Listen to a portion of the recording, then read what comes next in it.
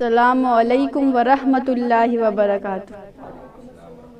الحمدللہ رب العالمین والصلاة والسلام علی سید المرسلین، اما بعد، قال اللہ تعالی فی القرآن المجید، اعوذ باللہ من الشیطان الرجیم، بسم اللہ الرحمن الرحیم، اقرأ باسم ربک الذی خلق، صدق اللہ۔ پگھلنا علم کے خاطر، پگھلنا علم کے خاطر مثال شمع زیبا ہے، بغیر اس کے پہچان سکتے نہیں خدا کیا ہے۔ محترم حضرات، عورتوں کو مستقبل کا معمار کہا گیا ہے۔ نسلوں کی بگاڑ کی ذمہ داری عورتوں کے شانوں پر ہے۔ اگر وہ چاہے تو اپنے فیض تربیت اور علم و حکمت سے پورے گھر، پورے خاندان، پوری قوم اور پوری دنیا کو سنوار سکتی ہے۔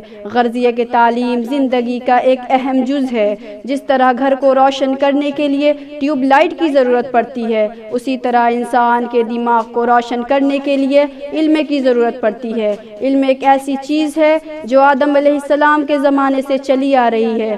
معزز سامعین، علم ایک بے مثال دولت ہے، ایک بندے کو اپنے معبود سے ملاتا ہے۔ لہٰذا علم حاصل کرنے میں ایک دوسرے پر سبقت لے جانے کی کوشش کرنی چاہیے، اور یہ بات یاد رکھیے، تعلیم کی ابتدا قرآن و حکیم کی باقاعدہ تعلیم سے ہوئی۔ اسلامی معاشرے کی صحیح تشکیل اس وقت تک نہیں ہو سکتی جب تک کہ افراد معاشرہ قرآن سنت سے آشنا نہ ہو۔ غرض یہ کہ تعلیمات قرآن امتی امہ کی مسلمہ کی تشکیل کی بنیاد ہے، اور ان تعلیمات کو اساس یعنی کہ بنیاد بنا کر عورت اپنی تعلیم حاصل کرے اور انسانی حدود کے اندر رہ کر دنیا میں باعزت زندگی گزار سکے۔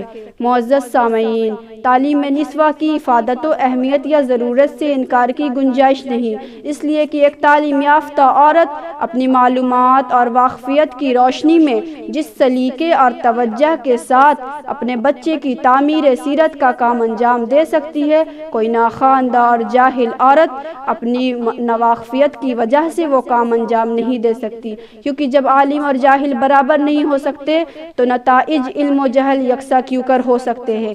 یہ عورت اس چیز کا نام ہے جو بیٹی ہو کر صورت نین بنتی ہے، بہن بن کر بھائی کے صف وقار کا باعث بنتی ہے، بیوی بن کر بہترین رفیق حیات اور ماں بن کر امت اولین تربیت گاہ بنتی ہے۔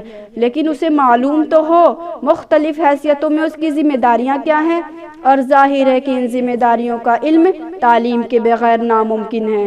معزز سامعین، عورتوں کے لیے تعلیم اتنی ضروری ہے جتنا کہ مردوں کے لیے، بلکہ اگر یہ کہا جائے تو شاید بے جا نہ ہوگا کہ عورتوں کی تعلیم مردوں سے زیادہ ضروری ہے۔ کسی شاعر نے کیا خوب کہا ہے درس گاہ اولین آگوش مادری، ہے درس گاہ اولین آگوش مادری، بچوں سے پہلے ماؤں کو تعلیم دیجیے، کیونکہ ماں کی گود ہی بچے کی پہلی درسگاہ ہوتی ہے۔ اس کی پہلی درسگاہ کا نقص اچھا نہ رہا تو باپ کی درسگاہ اس پر زیادہ بہتر اثر نہیں ڈال سکتی۔ آگوش صدف جس کو میسر نہیں ہوتا، آگوش صدف جس کو میسر نہیں ہوتا، وہ قطرہ نیسا کبھی گوہر نہیں ہوتا۔ وما علینا الا البلاغ۔